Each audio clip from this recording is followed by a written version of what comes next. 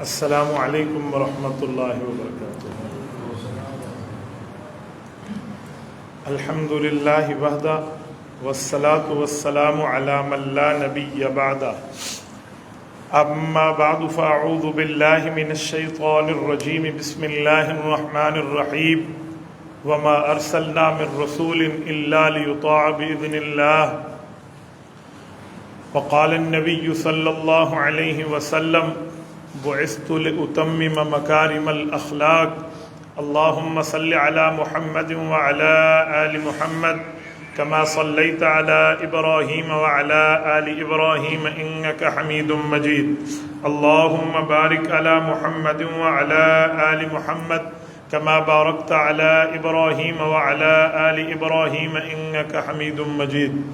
معزز دوستو، آج 14 اکتوبر 2022 ہے اور میں نے آپ کی خدمت میں مقام نبوت کے عنوان پر گفتگو کرنی ہے۔ میرے دوستو، خالق کائنات نے جب مخلوق کو پیدا فرمایا تو مخلوق اور اپنے درمیان اللہ تعالیٰ نے ایک راستہ قائم فرمایا جس کے ذریعے رب کریم مخلوق تک اپنے احکام اور اپنے اوامر کو پہنچائیں۔ اس واسطے کا نام نبوت ہے۔ رب کریم نے انبیاء کرام کو بھیجا ہے بطور اپنا نمائندہ بنا کر۔ انبیاء کرام نمائندہ خدا بن کے دنیا میں مخلوق کے پاس آتے تھے۔ 1,24,000 کم و بیش انبیاء ہیں۔ ایک روایت میں 2,24,000 کم و بیش انبیاء ہیں، لیکن 1,24,000 کی روایت کو ترجیح ہے۔ میرے دوستو، جب انبیاء کرام دنیا میں آتے اور آ کر اپنی قوم کو اللہ کے احکام بتاتے تو قوم کبھی مانتی اور کبھی ٹھکراتی۔ اس طرح یہ سلسلہ چلا ہے۔ قبیلے مختلف تھے، قومیں مختلف تھیں، علاقے مختلف تھے، زبانیں مختلف تھیں، تو مختلف انبیاء آئے۔ حضور پاک صلی اللہ علیہ وسلم وہ نبی نہیں ہیں جو صرف ایک قوم کی طرف آئے ہوں، قبیلے کی طرف آئے ہوں، خاندان کی طرف، زبان کی طرف، بلکہ حضور پاک صلی اللہ علیہ وسلم کو رب کریم نے نبی الانبیاء، تمام کائنات میں لوگوں کا، امتوں کا اور امت کے انبیاء کا، ان سب کا نبی بنا کر بھیجا ہے۔ حضور پاک علیہ الصلوۃ والسلام کی نبوت آفاقی ہے۔ آفاقی کا مطلب عالمی ہے، یونیورسل، پوری کائنات کو محیط ہے۔ رسالت مآب علیہ الصلوۃ والسلام کے آنے کے بعد اب کوئی نبی کی شریعت کا حکم نہیں رہتا کہ ان کی شریعت کو مانا جائے۔ رب کریم کو منظور ہوا کہ حضرت عیسیٰ علیہ الصلوۃ والسلام کو اللہ آخر زمانہ میں دجال کے مقابلے کے لیے بھیجیں، تو وقت کے نبی صاحب الکتاب حضرت عیسیٰ علیہ السلام بھی آئیں گے تو وہ بھی رسالت مآب کی شریعت کے تابع ہو کر آئیں گے اور حضور اکرم صلی اللہ علیہ وسلم کی شریعت کو تسلیم فرمائیں گے۔ حضرت عیسیٰ علیہ السلام نبی ضرور ہوں گے، ان کی نبوت چھنے گی نہیں، لیکن حضور پاک کے بعد نایا نبی آنا منع ہے نا۔ حضرت عیسیٰ نائے نبی تو نہیں ہے، حضور پاک علیہ السلام سے پہلے ہیں، اسی لیے ختم نبوت میں فرق نہیں پڑتا۔ حضور پاک صلی اللہ علیہ وسلم کے بعد نبی آنا منع ہے، اس کی تفصیل یہ ہے نایا نبی آنا منع ہے، ورنہ حضرت عیسیٰ علیہ السلام نے آنا ہے اور ان کے آنے سے ختم نبوت پہ فرق نہیں ہے۔ اب نبوت کا جو مقام اور مرتبہ ہے، منصب اور عہدہ ہے، یہ ایسا ہے جو عبادت کرنے پہ، اللہ کو راضی کرنے پہ، اللہ کے سامنے زیادہ صدقے اور نفل کرنے پر، پڑھنے پر اللہ عطا فرما دے، ایسا نہیں ہے۔ نبوت کا معاملہ عطائی ہے، نبوت کا معاملہ گاڈ گفٹڈ ہے، نبوت کا معاملہ اللہ کی طرف سے دیا ہوا ہے، یہ کسبی نہیں ہے۔ کسبی کا معنی ولایت کسبی ہے، نیک بننا کسبی ہے، مسنون زندگی پہ عمل کرنا کسبی ہے، یعنی اپنی محنت کریں گے، محنت کر کے بندہ اس نتیجے پر پہنچے گا، اس منصب پر پہنچے گا۔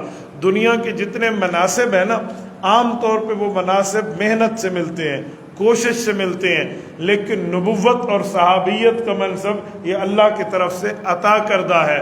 صحابیت کسی کوشش پہ نہیں ملتی، اللہ نبی کے صحابہ کو پہلے طے کر لیتے ہیں۔ ایسے نبوت بھی کوئی کوششوں پہ نہیں ملتی، نبوت کا معاملہ اللہ کی طرف سے انتخاب ہوتا ہے، اللہ تعالیٰ پہلے سے ہی طے کر لیتے ہیں۔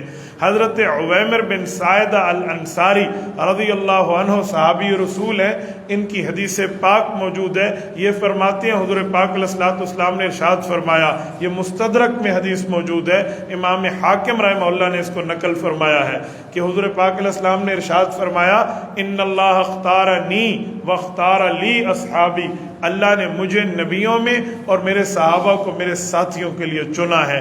اس سے پتہ چلا نبوت بھی عطائی ہے، صحابیت بھی عطائی ہے۔ اللہ جسے چاہتا ہے نبی بناتا ہے، جسے چاہتا ہے اسے نبی کا صحابی بنا دیتا ہے۔ نہ صحابی کے لیے محنت کریں، کوئی کوشش کرے، کوئی 100 حج کر لے بندہ اور 10,000 رکعت نماز نفل ہر ہفتے کی پڑھے تو چلو یہ صحابی بن گیا، جی ایسا کچھ نہیں ہے۔ کوئی 2 لاکھ نفل پڑھ لے نبی بن گیا، ایسا کچھ نہیں ہے۔ اس کا تعلق عبادت سے نہیں ہے، اللہ تعالیٰ کی عطا سے ہے۔ اللہ جسے چاہتا ہے نبی بناتا ہے۔ اچھا، پھر نبوت کے منصب میں یہ بات یاد رکھیں، نبی کو رب کریم وہ طاقت عطا فرماتا ہے جس طاقت کے ذریعے وہ نبی اللہ سے بات بھی کرتا ہے، اللہ کو دیکھتا بھی ہے، اللہ کی بات سنتا بھی ہے، اور پھر وہ مخلوق تک یہ بات پہنچاتا ہے۔ آپ اور ہم مخلوق ہیں، ہماری طاقت نہیں ہے ہم اللہ کو دیکھیں، ہماری طاقت نہیں ہے اس دنیا میں کہ ہم اللہ کی بات سنیں۔ اگر کسی نے یہ جرت کرنے کی کوشش کی کہ میں نبی کو ہٹا کے خود اللہ سے ڈائریکٹ ہو جاؤں اور اللہ سے بات کر کے اور اللہ کی بات کو سن کے اور اللہ کا دیدار کر پاؤں، تو اسے آگ نے پکڑا اور وہ جل گیا۔ جیسے قوم موسیٰ علیہ السلام نے کہا، ارنا اللہ جہرا، ہم اللہ کو دیکھنا چاہتے ہیں، ہمیں براہ راست رب سے ملنا ہے۔ فرمایا جی نہیں، تم نبی کی بات مانو۔ حضرت موسیٰ علیہ السلام کو تسلیم کرو۔ انہوں نے کہا جی نہیں، جس کی عبادت کرتے ہیں، جس کے سامنے سجدہ کرتے ہیں، جس کے سامنے سر جھکاتے ہیں، جس کو معبود حقیقی مانتے ہیں، ہم اس کو دیکھنا چاہتے ہیں۔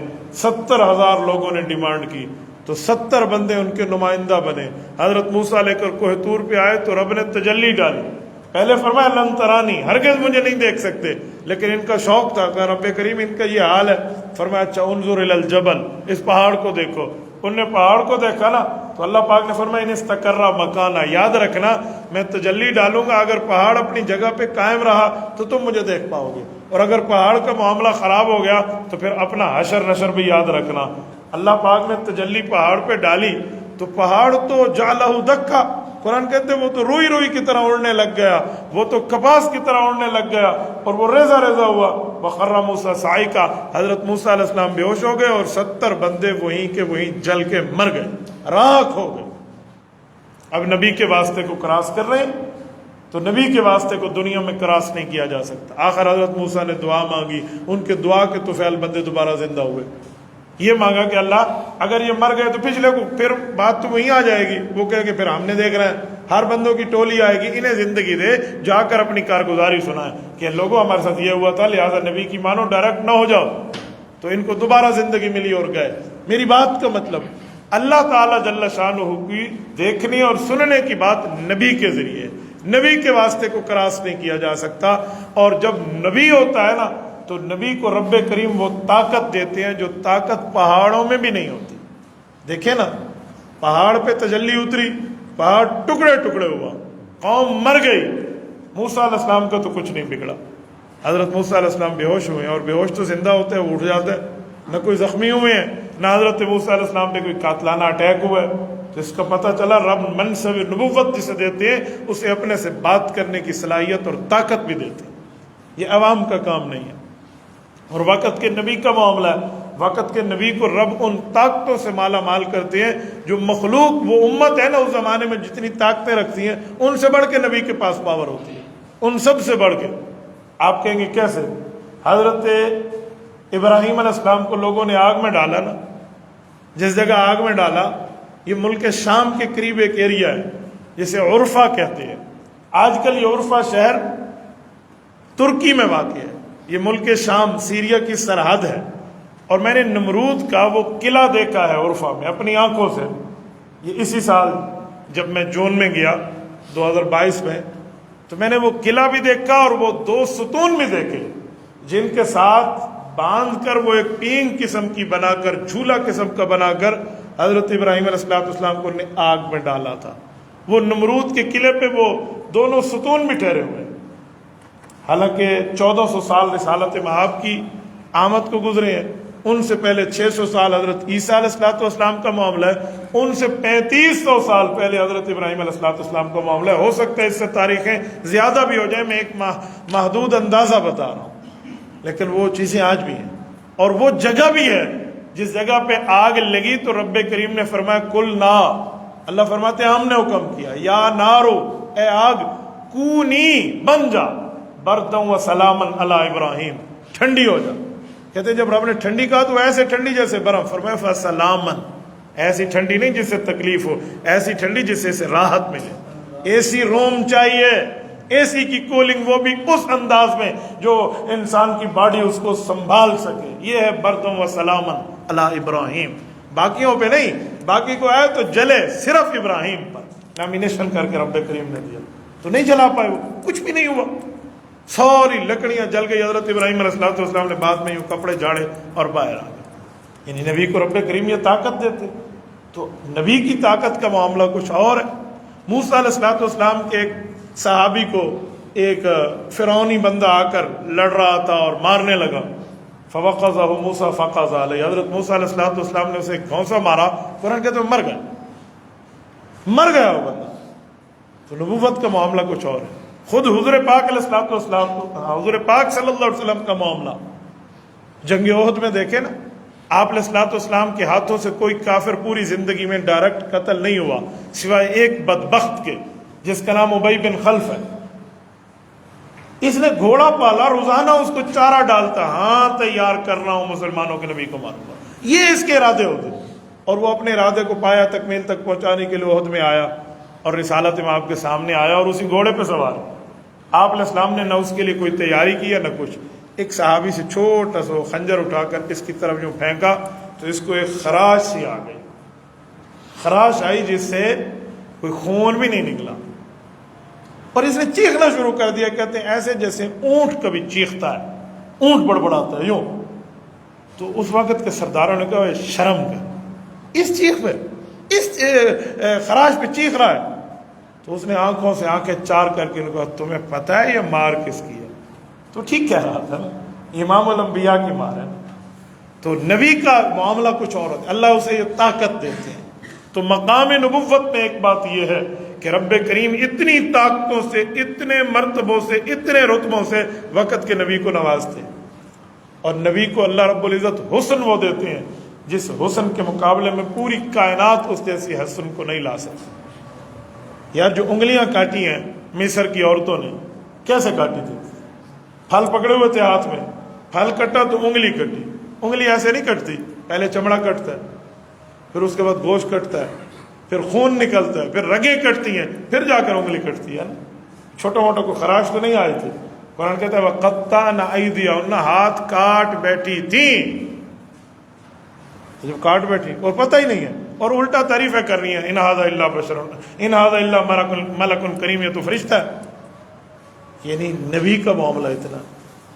تو نبوت کے معاملات پر رب کریم جب منصب کی بات کریں تو وہ صرف اس شخص کو دیتے ہیں جس کو رب کریم چاہتے ہیں۔ اس کے لیے نہ کوئی عبادت ہے، نہ کوئی ریاضت ہے، نہ کوئی محنت ہے، نہ کوئی نوافل ہے، نہ کوئی صدقے ہے، نہ کوئی نماز ہے، بس اللہ کی عطا ہے۔ اور پھر ہر نبی میں 5 چیزیں ہونا ضروری ہیں۔ یہ 5 جو چیزیں میں اگلے سمجھانے لگا ہوں، اسے دل کی تختی پہ تعویذ بنا کر ذہن میں رکھ لیں۔ یہ 5 چیزیں نبوت کی اجزائے ترکیبیہ ہیں، یعنی یہ 5 شرطیں ہیں جو ہر نبی میں ہوں گی۔ ایسا نہیں ہے کہ کوئی نبی ہو اور اس میں 5 میں 1 نہ ہو، یا 1 ہو 3 نہ ہو 4 نہ ہو، جی نہیں، یہ 5 فرض کے درجے میں ہر نبی کا معاملہ ہے۔ نمبر 1، نبی اعلیٰ درجے کا انسان ہوتا ہے، نہ کوئی جن نبی ہے نہ کوئی فرشتہ نبی ہے، اعلیٰ درجے کا۔ اعلیٰ درجہ کیوں کہا؟ عام انسان سے گناہ ہوتا ہے، اعلیٰ درجہ نبوت سے گناہ نہیں ہوتا، اس لیے میں نے کہا اعلیٰ درجے کا انسان، گناہ، خطا، نافرمانی اس کے قریب نہیں جاتی، خود قرآن کریم میں رسالت امام علیہ السلام نے اپنی انسانیت کا اعلان فرمایا. سورت نمبر 17 سورت بنی اسرائیل آیت نمبر 93. رسالت امام علیہ السلام کو رب کریم نے حکم فرمایا میری توحید اور اپنی نبوت اور بشریت کا اعلان فرما دو. آیت کیا ہے؟ قل سبحان ربی هل کنت الا بشر الرسولا. محمد کریم صلی اللہ علیہ وسلم آپ اعلان فرما دیں آپ کے اللہ کا شریک کوئی نہیں ہے اور آپ جیسے نبیوں کے سردار ہیں ویسے پوری انسانیت کے تاجدار ہیں. یہ رب کریم نے حکم فرمایا. تو نبی اعلیٰ درجے کا انسان ہوتا ہے, اس کے قریب گناہ بھی نہیں جاتا اور وہ جن بھی نہیں ہے اور فرشتہ بھی نہیں ہے بلکہ ان سب سے بڑھ کے. اور یہاں ایک جملہ سمجھانے کے لیے کہتا ہوں, ہم عام طور پہ ایک لفظ بولتے ہیں کہ انسان اشرف المخلوقات ہے, بولتے ہیں انسان ہے اشرف المخلوقات ہے. کبھی آپ نے سنا فرشتے اشرف المخلوقات ہے؟ کبھی نہیں پڑھا, کبھی کسی نے نہیں کہا, نہ سنا نہ دیکھا کہیں لکھا ہوا بھئی جنات اشرف المخلوقات ہے, کسی نے نہیں کہا. انسان کیوں ہے, کس بنیاد پہ ہے؟ وہ ایک ہی بنیاد ہے کہ سرور کائنات صلی اللہ علیہ وسلم سمیت تمام انبیاء انسانوں میں آتے ہیں تو انسان اشرف المخلوقات ہے. ورنہ انسان ہے منہ سے کوئی جنہیں بلبل بیٹھی ہے بھئی یہ اشرف المخلوقات ہے. یہ تب اشرف المخلوقات ہے جب نبی اعلیٰ درجے کا انسان بن کے آتا ہے, پہلی چیز. دوسری چیز, نبی کے لیے شرط یہ ہے کہ وہ مرد ہو. یہ یاد رکھیں, ہر نبی مرد ہے, کوئی نبی عورت نہیں ہے. یہ طے ہو گیا. حضرت اما حوا یا حضرت مریم کے لیے کچھ لوگ نبوت کا معاملہ سمجھتے ہیں, جی نہیں, عورت نبی جن سکتی ہے, نبی بن نہیں سکتی. قرآن کریم سورۃ نحل آیت نمبر 43 وما ارسلنا من قبلک الا رجالا نوحی الیہم. قرآن کہتے ہیں محمد مصطفیٰ صلی اللہ علیہ وسلم آپ اور آپ سے پہلے جتنے انبیاء آئے ہم نے انہیں مرد بنایا, رجالن مرد بنایا. رجل مرد کو کہتے ہیں, رجال جمع ہے. نوحی الیہم ان کی طرف ہماری وحی آتی تھی. تو مرد یہ نبوت کا معاملہ ہے, عورت کو نبوت نہیں ملتی. عورت نبی جن سکتی ہے, نبی بن نہیں سکتی. دوسری شرط, تیسری جزء ترکیبیہ, ہر نبی مبعوث من اللہ, اس کو اللہ تعالی بھیجتا ہے, وہ اللہ کا بھیجا ہوا ہے. یوں نہیں ہے کہ کوئی اپنی طرف سے بیٹھ کے کہ مجھے شوق ہوا ہے پچھلے سال سے لے کر آج تک میں نے 10 لاکھ نفل پڑھ لیے لہٰذا میں نبی ہوں. اس شوق کی بنیاد پہ نبوت نہیں ملتی, خواہش کی بنیاد پہ نبوت نہیں ملتی, اپنے دل کی چاہت کی بنیاد پہ نبوت نہیں ملتی. نبوت ملتی ہے تو اللہ کی طرف سے ملتی. بس اللہ جسے بنا دے, وہ باپ ہے تو بیٹے کو بنا دے, بیٹا ہے تو پوتے کو بنا دے, پوتے پر پوتے کو بنا دے, نسل در نسل انبیاء چلیں. حضرت یوسف علیہ السلام خود نبی, حضرت یوسف کے والد نبی, حضرت یوسف علیہ السلام کے دادا جان نبی, حضرت یوسف علیہ السلام کے پردادا جان نبی. یوسف بن یعقوب بن اسحاق بن ابراہیم علیہم السلام, چاروں سے نسب میں اور سلسلے میں نبوت چلی ہے, کوئی پرابلم نہیں ہے. اللہ جسے چاہے دے دے. یہ نہیں کہہ سکتے کہ اس گھر میں اللہ نے اتنے نبی کیوں دیے ہیں. یہ اللہ کی سوچ, اللہ کی مرضی, اللہ کا کام, اللہ کی منشا. اللہ کی سوچ پہ کوئی بولے تو ہم بھی کہہ سکتے ہیں کہ ناک آپ کے منہ پر کیوں لگے, آپ کے پیچھے لگ جاتا, آپ کی اس ددھی پہ لگ جاتا پیچھے, خود کی طرح ناک لگا کھڑوتا ہو گیا, اتنا کیوں لایا بھئی یار اللہ کی مرضی ہے. تو یہاں بھی اللہ تعالیٰ کی مرضی ہے. رب جیسے چاہے اللہ تعالیٰ ویسے کرتا ہے. یفعل ما یشاء ویختار, رب کریم جو چاہتا ہے بس اس کی چاہت, ہماری سوچ وہاں نہیں جا سکتی. ہم مخلوق ہیں بھائی. خالق کی معاملے کے مقابلے میں مخلوق کی عقل آ جائے, جس کو اللہ تعالیٰ نے بنایا ہے وہ اللہ کا مقابلے میں آ جائے, جناب من یہ عقل کا معاملہ ہے ہی نہیں. حضرت علی المرتضیٰ رضی اللہ عنہ نے ایک بات میں معاملے کو فائنل فرمایا, کہتے ہیں عقل اور دین کے مسئلے میں دین اوپر ہے, عقل تابع ہے. کہ جی وہ کیسے؟ کہ سردیوں میں ہم موزوں پہ مسح پاؤں کے اوپر سے کرتے ہیں, عقل تو کہتی ہے نیچے سے کرو کہ مٹی تو نیچے سے لگتی ہے. تو کہا بس نبی کا آرڈر اور لوہے کا گارڈر, اس پر کوئی سوچنے کی ضرورت نہیں ہے. تو مبعوث من اللہ, اسے اللہ بھیجتے ہیں, وہ اللہ کی طرف سے بھیجا ہوا ہے, کسی اور کی طرف سے بھیجا ہوا نہیں ہے. تیسری شرط. چوتھی شرط, ہر نبی میں معصوم عن الخطا ہونا. یہ شرط وہ بھول ہے. خود قرآن کہتے ہیں وَلَقَدْ عَهِدْنَا إِلَىٰ آدَمُ مِن قَبْلُ فَنَسِيَ, حضرت آدم سے جو ہم نے وعدہ لیا تو حضرت آدم بھول بیٹھے, بطور انسانیت, بطور فطرت, بائی نیچر بھول گئے. تو اس لیے انسان میں بھولنا ہے. اور بھول پہ تو رب کریم کی پکڑ بھی نہیں ہے نا، لیکن نبی کے لیے کیونکہ اعلیٰ رتبہ ہے، اس بھولنے پر اللہ تعالیٰ سے نبی معافی مانگ لیتے اور اللہ معاف کر دیتے۔ امت کے بھولنے پہ آپ کو اور مجھے کوئی پکڑ نہیں ہے کہ ہمارے رتبے کہاں ہیں، لیکن وہ رتبہ بہت بڑا ہے تو اسی لیے اس کی بھول پر بھی اللہ تعالیٰ پوچھ لیتے۔ تو حضرت آدم کی بھول ہوئی تھی، گناہ نہیں ہوا تھا، یاد رکھیں۔ ایسے ہی حضرت موسیٰ علیہ السلام نے جو گھونسا مارا اور وہ بندہ مر گیا، تو وہ حربی کافر تھا، جنگی کافر تھا، اور جنگی کافر کو مارنے میں کسی قسم کا کوئی اسلام میں وہ نہیں ہے۔ جب جنگی کافر ہو اور حربی کافر ہو تو آپ اس کو مار سکتے ہیں، آپ کے پاس اس وقت پوری جنگ کی ترتیب میں شریعت اسلامیہ کی اتھارٹی ہے۔ اور وہ تو فرعونی کافر تھا، وہ حربی تھا، تو اس کو مار دیا۔ رب کریم کے سامنے حضرت موسیٰ علیہ السلام نے دعا کے لیے دستے دعا اٹھائے کہ اللہ میرا ارادہ مارنے کا نہیں تھے تو ایک ہی گھونسے میں چل بسا۔ رب کریم نے ان کی اس معاملے کو بھی معافی عطا فرما دی، یہ بھی گناہ نہیں تھا۔ اسی طرح حضرت یوسف علیہ السلام کا معاملہ، لوگ کہتے ہیں جب زلیخا نے ارادہ کیا تو انہوں نے بھی کیا، تو بھائی کیا لیکن زنا کا نہیں، زنا سے چھٹکارے والا۔ اس نے کیا برائی والا، انہوں نے کیا برائی سے چھٹکارے والا، تو یہاں بھی کوئی گناہ نہیں ہے۔ حضرت داؤد علیہ السلام کے لیے بعض جھوٹی قسم کی لوگ باتیں بیان کرتے ہیں جس کا شریعت اسلامیہ سے سرے کا تعلق نہیں ہے، کہ داؤد علیہ السلام نے اپنے ایک فوجی کی بیوی پہ نظر رکھ لی اور اس فوجی کو جنگ پہ بھیجا اور وہ شہید ہو گیا اور اس کی بیوی سے نکاح کر لیا۔ یہ کسی عام بندے کی بات کو آپ اٹھا کر حضرت داؤد علیہ السلام جیسے نبی پر بات لائیں جس کو قرآن کہتا ہے کہ نبی سے گناہ نہیں ہوتا۔ خود حضرت یوسف کے معاملے میں رب کریم فرماتے ہیں سورۃ نمبر 12 سورۃ یوسف، وَكَذَلِكَ لِنَصْرِفَ عَنْهُ السُّوءَ وَالْفَحْشَاءَ، کہ نبی سے گناہ نہیں ہوتے۔ اور خود حضور پاک صلی اللہ علیہ وسلم کے لیے فرمایا سورۃ فتح آیت نمبر 2، لِيَغْفِرَ لَكَ اللَّهُ مَا تَقَدَّمَ مِنْ ذَنبِكَ وَمَا تَأَخَّرَ، محبوب ہم آپ کے گناہ نہیں ہیں، جس سے سمجھتے ہو تو اگلے پچھلے بھی معاف ہیں۔ یہ لفظ ہے، اسی کی بنیاد پہ ایک حدیث پاک ہے نا، حضور پاک علیہ السلام رات کو نوافل پڑھ رہے تھے جو اتنے لمبے نفل پڑھے کہ قدم مبارک میں ورم آ گیا، یعنی تکلیف ہونے لگی، سوجن جیسے کہتے ہیں۔ تو رسالت امام علیہ السلام کے اس تکلیف کو دیکھ کے ام عائشہ سے رہا نہ گیا اور عرض کیا یا رسول اللہ آپ اتنی لمبی عبادت کرتے ہیں، اللہ نے تو آپ کے اگلے پچھلے بھی گناہ معاف فرما دی۔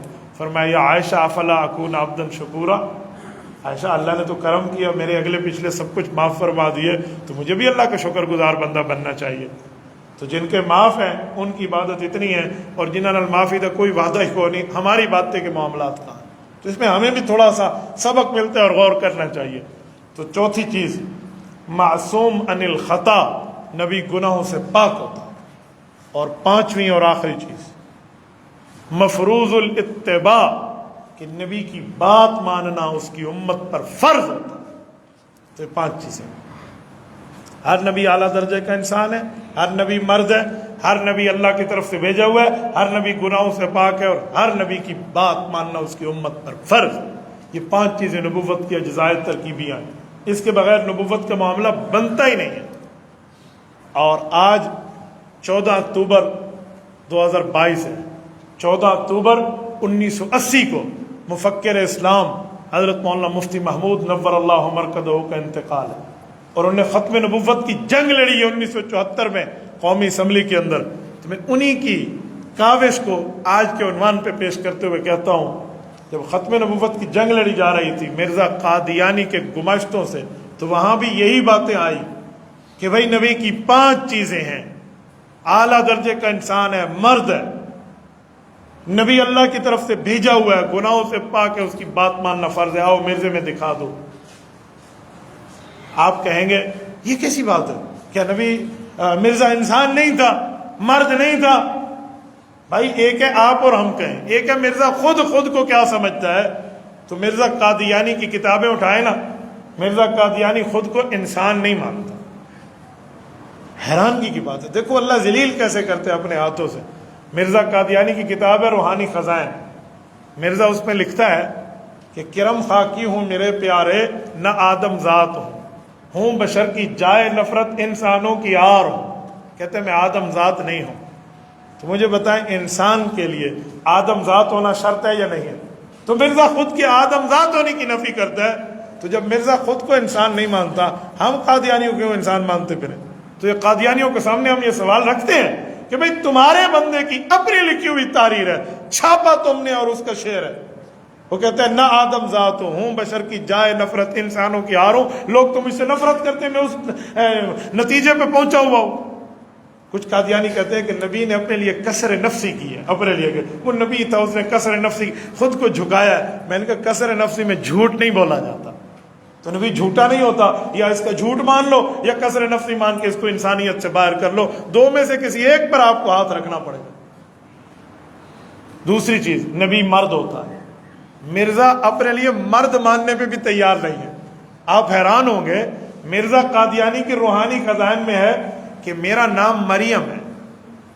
وہ کہتے ہیں استعارہ میں رب کریم نے مجھے مریم فرمایا اور میں استعارہ میں پریگننٹ ہوں۔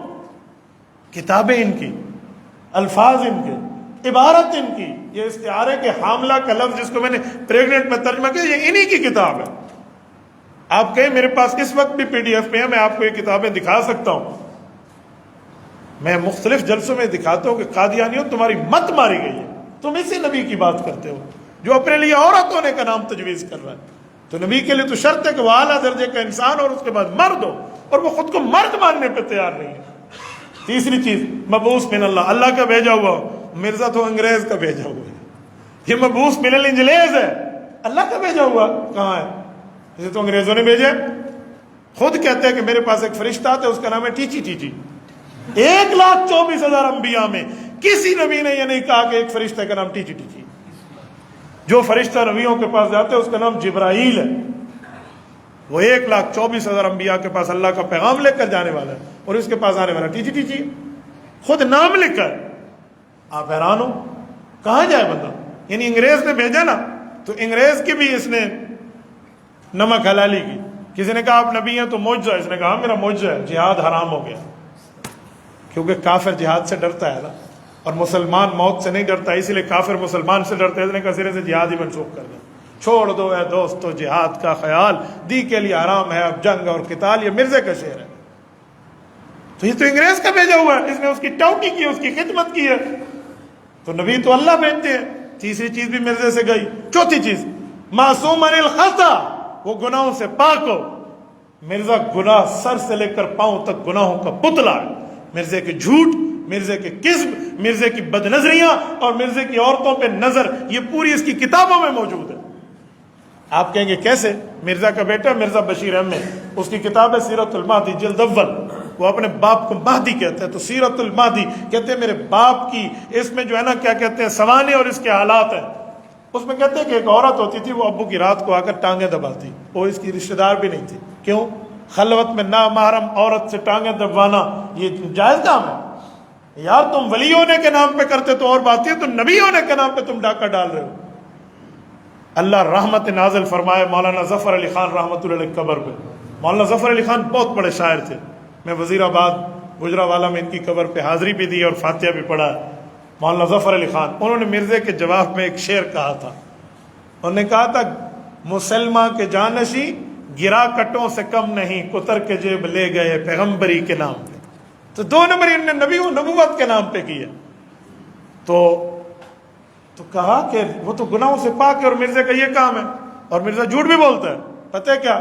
ہر نبی کے لیے شرط ہے لا نورث ولا نورث، نہ وہ اپنے ماں باپ سے وراثت لیتا ہے، نہ اپنی اولاد تک وراثت دیتا ہے۔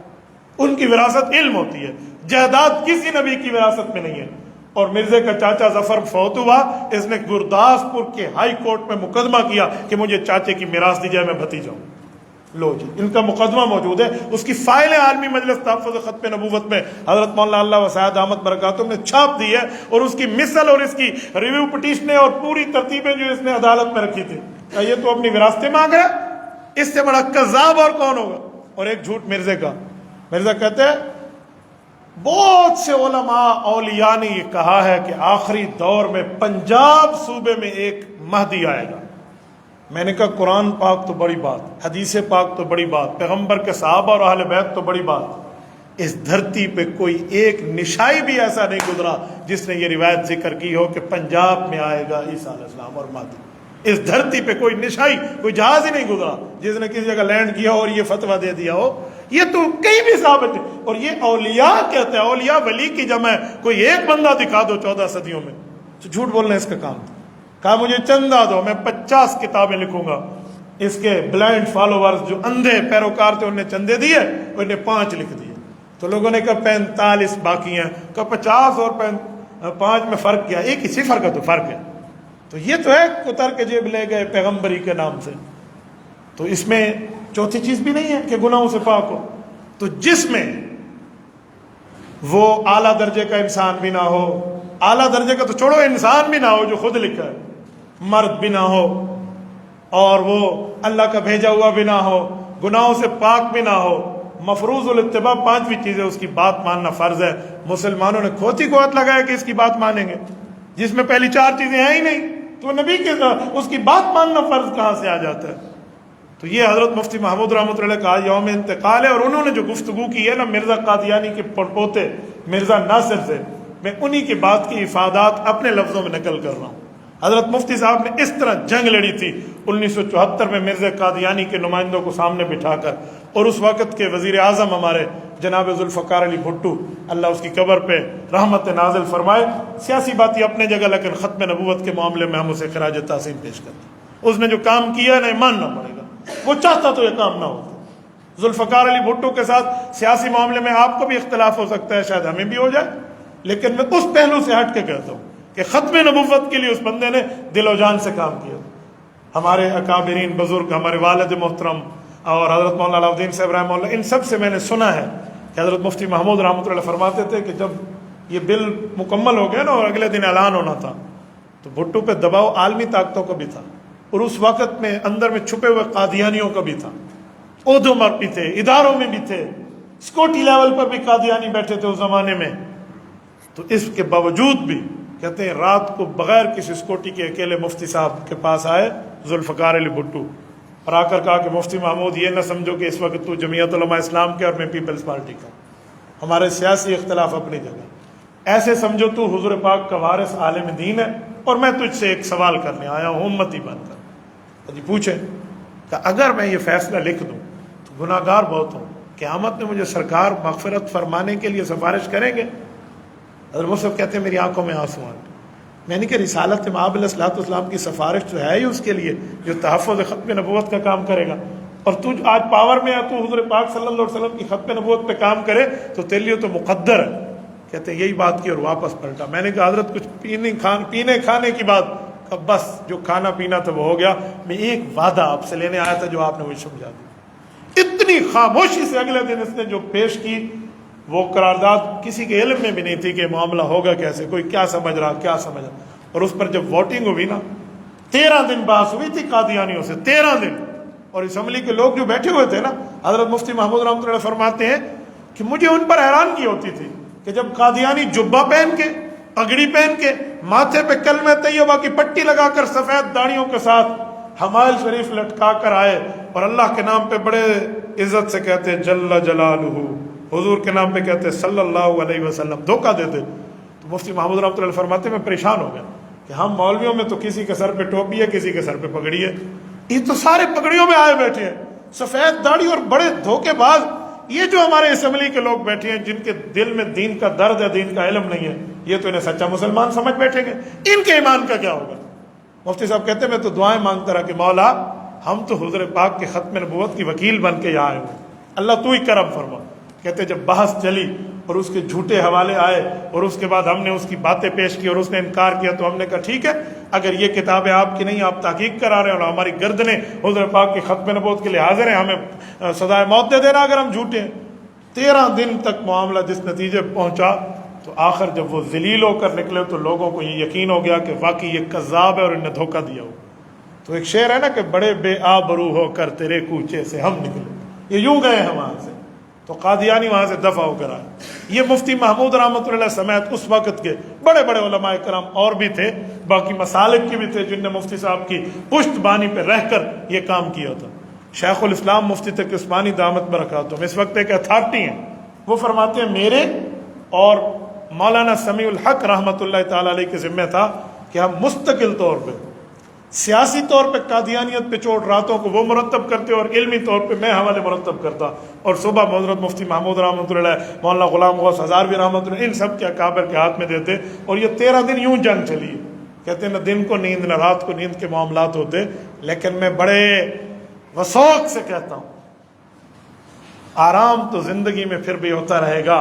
دنیا کام کی، قبر آرام کی اور آخرت انعام کی جگہ ہے، لیکن ان لوگوں کے یہ 13 دن جو ہیں پوری زندگی کی نیکیوں پر بھاری ہو جاتے ہیں۔ انہیں یوں رسالت مآب علیہ السلام کی ختم نبوت کا تحفظ کیا ہے۔ میرے دوستو، میں نے منصب نبوت پر اور مقام نبوت پہ بات چلائی تھی، بس دعا فرمائیں رب کریم ہماری طرف سے حضرت مفتی محمود رحمۃ اللہ علیہ قبر پہ کروڑوں اربوں رحمتیں نازل فرمائے، اور اللہ تعالی ہمیں حضور پاک صلی اللہ علیہ وسلم سمیت تمام انبیاء کرام جملہ انبیاء کی قدر کی توفیق عطا فرمائے۔ اللہ تعالی ہمیں اپنے حفظ و امان میں بھی رکھے اور حضور پاک صلی اللہ علیہ وآلہ وسلم کی تعلیمات پہ عمل کرنے والا بھی بنا دے۔ جمعہ کی نماز میں اکثر لوگ 2 فرض پڑھ کر چلے جاتے ہیں، سنتیں نہیں پڑھتے، اس بارے میں وضاحت کریں، ان کی نماز مکمل ہے یا نہیں ہے؟ ہو سکتا ہے گھر میں جا کر پڑھتے ہو، اگر گھر میں جا کر پڑھتے ہو تو بہت اچھا، لیکن گھر میں جا کر بھی نہیں پڑھتے تو بہت گندا، پھر بہت اچھا نہیں ہے۔ جو آدمی سنتیں نہیں پڑھتا یہ قیامت کے دن حضور پاک علیہ السلام کی سفارش کا مستحق نہیں ہوگا۔ یاد رکھیں، جس وقت سفارش کے لیے معاملہ آئے گا نا، اور سنت کا تارک جس نے سنتیں چھوڑی ہیں جان بوجھ کے، اس آدمی کا نام اس لسٹ پہ نہیں آ سکتا، الا یہ کہ توبہ کر لے، موت سے پہلے توبہ کر کے کوئی ترتیب رکھ لے۔ اور آپ کو پتہ ہے سنتوں کی قضا بھی نہیں، آپ نے جمعہ کی 4 سنتیں چھوڑ دی، پھر 2 سنتیں، پھر 4 سنتیں آپ نے چھوڑ دی، بعد میں آپ کو یاد ہے میں قضا کر لوں عصر کے بعد، مغرب کے بعد، عشاء کے بعد، مہینے بعد، جی نہیں، فرائض کی قضا ہے، سنت کا معاملہ اللہ کے حوالے ہو جاتا ہے، اس لیے سنت پڑھنی چاہیے۔ حدیث پاک میں ہے، رسالت مآب علیہ السلام نے فرمایا گھروں کو قبرستان نہ بناؤ، تو گھر سے پڑھ کر آؤ اور بعد میں جا کر گھر میں پڑھ لو تو بہت اچھا، نہیں تو آپ یہاں بھی پڑھ سکتے ہیں۔ فرض نماز میں آیات غلط پڑھ لی ہے، جس کا معنی غلط ہو گیا، اور امام صاحب پوری نماز پڑھ لیا تو وہ نماز دوبارہ پڑھی جائے گی؟ عشاء ہو یا وتر بھی دوبارہ پڑھیں گے یا نہیں؟ وتر تو چلو رمضان میں باجماعت ہوتے ہیں، اگر اس طرح کی کوئی آیت پڑھ لی جس کا معنی کلمات کفر ہو گیا، الٹ ہو گیا، تو نماز نہیں ہوگی، آپ کو نماز لوٹانی ہوگی، نماز دوبارہ ادا کرنی ہوگی۔ آپ نے کچھ غلط اس میں پڑھ لیا ہے تو اس لیے آپ کی نماز نہیں ہوئی، آپ کو نماز دوبارہ پڑھنی ہوگی۔ امام صاحب واش روم سے باہر نکل کے وضو کرنے بیٹھتے ہیں، پہلے پاؤں دھوتے ہیں پھر دوبارہ شروع سے وضو کرتے ہیں، یہ مشابہت کس سے ہے؟ اگر پاؤں خراب ہو جاتے ہیں تو آپ پاؤں دھو لیں، اور اگر پاؤں پہ کوئی چھینٹے نہیں ہیں تو جن کے ساتھ مشابہت آپ نے لکھی ہے نا میں پہلے وہ پیر دھو دیں، تو والی ساری مشابہت ہی ہوتے ہیں حال ویسے ہی، اسی وجہ سے اس سے بچیں۔ جزاکم اللہ تعالی، اللہ پاک آپ کو خوش و خرم رکھے۔ یہ عوامی فلاحی ٹرسٹ کی طرف سے ہے میسج، آج مجھے بھی یہ حضرات ملے اور کہا کہ ایک گروپ آیا ہوا ہے جو ملک میں بچوں کو اغوا کر رہا ہے، اس بارے میں وہ کہتے ہیں پیغام ہے کہ آپ اپنی بھی حفاظت کریں اور اپنے بچوں کی بھی حفاظت کریں۔ یہ پنجاب میں تو بہت عام ہے، آج کل یہاں بھی شروع ہو گیا ہے۔ میں کچھ دنوں پہلے لاہور سے قصور جا رہا تھا، مانگا منڈی سے پہلے روڈ بلاک تھا، دن کے وقت، تو بڑی لمبی لائن لگی ہوئی تھی، ہم رک گئے۔ دوسری طرف سے ہم نے روڈ کو کراس کر کے سندر کی طرف سے جب ہم دوبارہ اس روڈ پر آئے نا، تو میں نے پولیس والوں سے پوچھا جو وہاں اتھارٹی کے لوگ ٹھہرے تھے، میں نے کہا کیا پرابلم؟ میں نے کہا جی 4 عورتیں محلے والوں نے پکڑ لی ہیں جو ان کے بچے اغوا کر کے لے جا رہے تھے، اور انہیں کا دھرنا شروع تھا۔ یہ پچھلے ہفتے کی بات ہے، تو ایسا ہو رہا ہے۔ کچھ دنوں پہلے میں کٹھا موڑ جوہر آباد میں ایک گفتگو کر رہا تھا ختم نبوت صلی اللہ علیہ وسلم کے حوالے سے، تو وہاں پر ان کے میزبان صاحب بہت پریشان تھے، مجھے کہنے لگے کہ مولانا مجھے رونا بھی آ رہا ہے، خوشی بھی ہو رہی ہے۔ میں نے کہا رونا اور خوشی کا مطلب؟ میں نے سمجھا جلسے سے متعلق کوئی بات ہوگی۔ کہتے ہیں رونا اس لیے آ رہا ہے کہ آج 6 دن ہو گئے ہمارا بھتیجا اغوا ہوا ہے، اور اب پتہ چلا ہے کہ اس کو اغوا کیا ہے، اس نے شور شرابہ کیا تو اس کو نشہ دے کر اس کا سارا خون نکال دیا، 11221 نے کہیں سے دیکھا اور اسے اسپتال لے کر آئے اور اسے خون دیا اور یہ خون نکال کر لے گئے، اور کہتے خوشی اس بات کی ہے کہ ماشاءاللہ اب وہ صحت مند ہے اور آج آپ کے جلسے پہ آئے گا آپ سے ملنے۔ تو مجھے 5 دن پہلے کی بات ہوگی، 4 دن۔ تو یہ پتہ نہیں کون سا عالمی گروہ دنیا میں متحرک ہو گیا ہے۔ تو اپنی اولادوں کی خدا را حفاظت خود کریں، اپنے معاملات کو دیکھیں، اسکول جاتے ہوئے، مدرسے بھیجتے ہوئے، مسجد جاتے ہوئے۔ آپ دنیا میں اپنی حفاظت خود نہیں کر سکتے تو دنیا کی کوئی اسکوٹی آپ کی حفاظت نہیں کر سکتی۔ تو اس معاملے میں دیکھیں، حکومت کا تو حق ہے لیکن ہمارا بھی حق ہے۔